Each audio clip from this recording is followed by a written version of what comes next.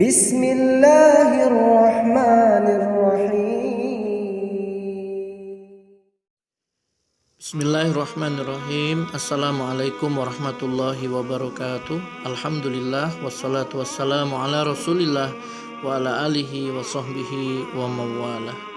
Saudaraku yang dimuliakan Allah Subhanahu wa taala, setiap muslim, setiap orang tua muslim mendambakan anak yang soleh atau solihah.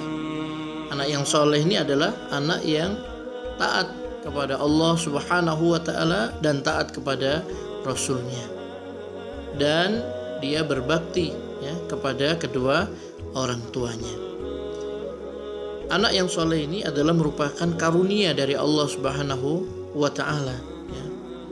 Maka agar kita mempunyai anak-anak yang soleh, kita telah dibimbing oleh Allah Subhanahu wa taala di dalam Al-Qur'an dan juga oleh Rasulullah sallallahu alaihi wasallam di dalam hadis-hadis yang sahih. Yang pertama yang harus dilakukan adalah hendaklah kedua orang tua senantiasa berdoa kepada Allah, memohon agar dikaruniai anak yang soleh, sebagaimana doa yang ada di dalam surah As-Saffat ayat 100, Rabbi habli minas solihin, Rabbi habli minas solihin, wahai Tuhanku, anugerahkanlah kepadaku anak yang soleh. Jadi mohon kepada Allah Subhanahu wa taala supaya Allah Subhanahu wa taala memberikan anak yang soleh.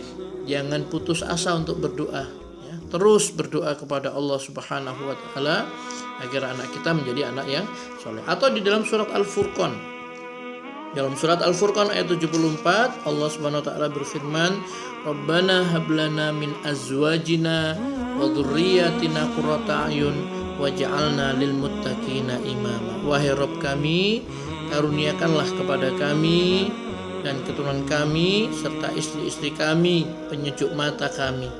Jadikan pula kami sebagai imam, pemimpin bagi orang-orang yang bertakwa. Jadi yang pertama adalah memohon kepada Allah Subhanahu wa taala. Yang kedua, saudaraku yang dimuliakan Allah Subhanahu wa taala, yaitu mengajarkan ilmu kepada anak kita.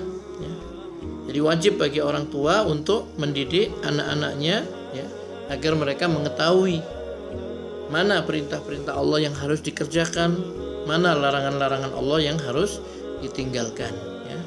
Salah satu contohnya adalah Nabi SAW dalam sebuah hadis sahih menyatakan, ajari anakmu sholat ketika umur 7 tahun dan pukullah dia apabila sudah mencapai umur 10 tahun. Jadi kalau 10 tahun gak sholat, maka pukullah dia. Tentu pukulan yang mendidik maksudnya, bukan pukulan yang melukai atau menyakitkan. Di dalam Al-Quran sendiri Allah Subhanahu wa ta'ala juga mencontohkan bagaimana seorang ayah yang mendidik anaknya, yaitu Luqmanul Hakim. Ada di dalam surat Luqman, bagaimana Luqman memerintahkan kepada anaknya, ya bunayya, wahai anakku, aqimis sholah, dirikanlah sholat, wa'mur bil ma'ruf, perintahkan manusia untuk mengerjakan yang ma'ruf, yang baik, wanha anil munkar, dan cegahlah dari perbuatan yang munkar, wasbir ala ma asabak, dan bersabarlah terhadap musibah yang menimpa kamu, inna dzalika min azmil umur, sesungguhnya yang demikian itu termasuk perkara yang diwajibkan oleh Allah kepadamu.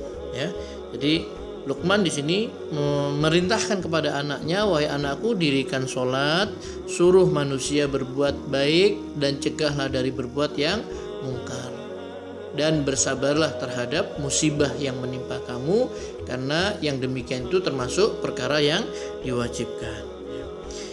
Yang ketiga, setelah berdoa, setelah mengajarkan, yang tidak kalah pentingnya adalah memberikan contoh atau keteladanan.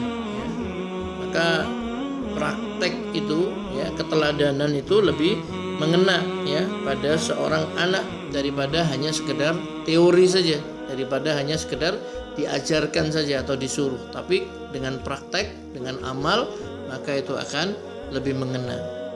Ya, misalkan ketika terdengar azan, ajak anak kita untuk ke masjid, atau ketika kita membaca Al-Qur'an di waktu subuh, ya, setelah maghrib, ya, maka anak kita juga kita dekatkan kepada kita, biar mereka mengetahui, melihat, mendengar bagaimana orang tuanya membaca Al-Qur'an, ya. Maka itu juga akan menjadi yaitu memori bagi anak tadi itu, sehingga dia nanti akan terbiasa melaksanakan perintah-perintah Allah. Karena apa?